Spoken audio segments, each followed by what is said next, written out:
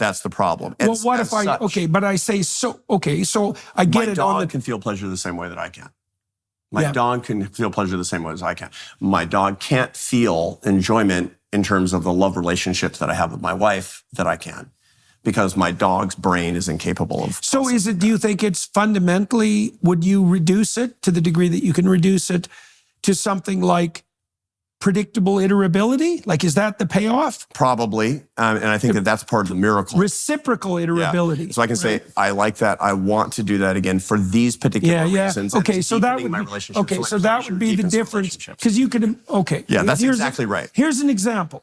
Tell me what you think of this. This example, people who are watching will be familiar with this story, but it's such a useful story. It doesn't matter. When animal behaviors started to study play, they watched rats wrestle.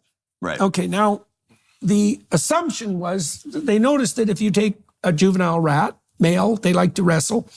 If the one juvenile was 10% bigger than the other, he could reliably win in a single bout. Pretty much every time. And every time. He'd pin, and that was the marker. Those studies are, Okay, so then the conclusion from that was that play was a form of dominance behavior, and what the victorious rat did was dominate, and that was pleasurable because it was a victory. But then Panksepp did this. He thought, but rats live in a social environment, so they don't play once.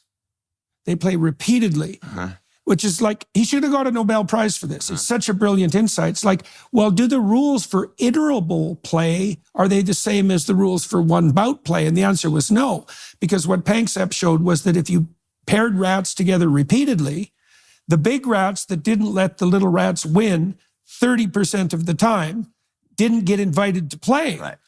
So then you could imagine that maybe this is a technical way of thinking about enjoyment instead of pleasure, is that pleasure is a one-off, and you could even exploit for pleasure.